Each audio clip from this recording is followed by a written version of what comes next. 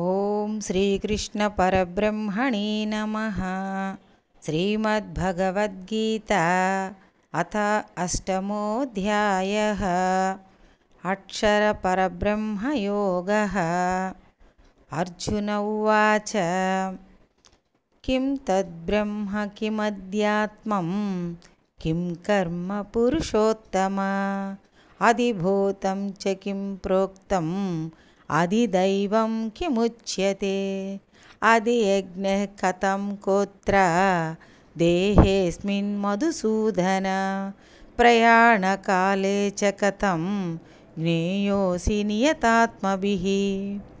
श्रीभगवानुवाच अक्षरं ब्रह्म परमं स्वभावोऽध्यात्ममुच्यते भूतभावोद्भवकरो विसर्गः कर्मसंज्ञितः अधिभूतं क्षरो भावः पुरुषश्चादिदैवतम् अधियज्ञोऽहमेवात्र देहे देहभृतां वर अन्तकाले च मामेव स्मरन् मुक्त्वा कळेवरं यः प्रयाति समद्भावं याति नास्त्यत्र संशयः यं यं वापि स्मरन् भावं त्यजत्यन्ते कळेवरं तं तमेवैति कौन्तेय सदा तद्भावभावितः तस्मात् सर्वेषु कालेषु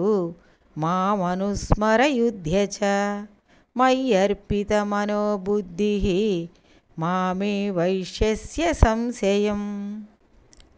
अभ्यासयोगयुक्तेन चेतसा नान्यगामिना परमं पुरुषं दिव्यं याति पार्थानुचिन्तयन् कविं पुराणमनुशासितारम् आणोरणीयांस्यमनुस्मरेद्यः सर्वस्य धातारमचिन्त्यरूपम् आदित्यवर्णं तमसः परस्तात् प्रयाणकाले मनसाचलेन भक्त्या युक्तो योगबलेन चैव भ्रुवोर्मध्ये प्राणमावेश्य सम्यक् सतं परं पुरुषमुपैति दिव्यम् यदक्षरं वेदविदो वदन्ति विशन्ति यद्यतयो वीतरागाः यदिच्छन्तो ब्रह्मचर्यं चरन्ति तत्ते पदं संग्रहेण प्रवक्ष्ये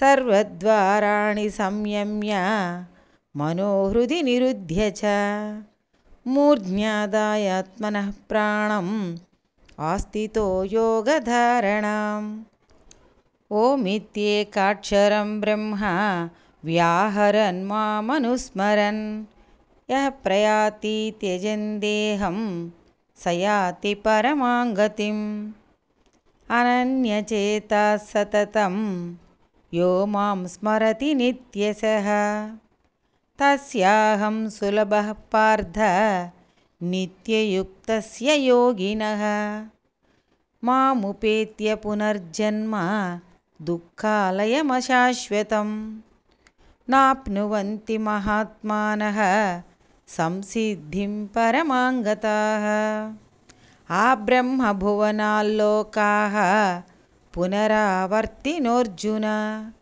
मामुपेत्य तु कौन्तेय पुनर्जन्म न विद्यते सहस्रयुगपर्यन्तम् अहर्यद्ब्रह्मणो विदुः रात्रिं युगसहस्रान्तां देहोरात्रविदो जनाः अव्यक्ताद्व्यक्तयः सर्वाः प्रभवन्त्यहरागमे रात्र्यागमे प्रलीयन्ते तत्रैवाव्यक्तसंज्ञके भूतग्रामः स एवायं भूत्वा भूत्वा प्रलीयते रात्र्यागमे वसः पार्थ प्रभवत्यहरागमे परस्तस्मात्तु भावोऽन्यो व्यक्तो व्यक्तात् सनातनः यः स सर्वेषु भूतेषु नश्यत्सु न विनश्यति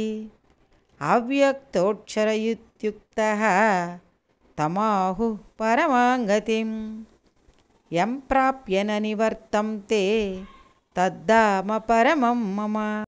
पुरुषः स परः पार्थ भक्त्या लभ्यस्त्वनन्यया यस्यान्तस्तानि भूतानि येन सर्वमिदं ततं यत्र काले त्वनावृत्तिम् आवृत्तिं चैव योगिनः प्रयाता यान्ति तं कालं वक्ष्यामि भरतर्षभ।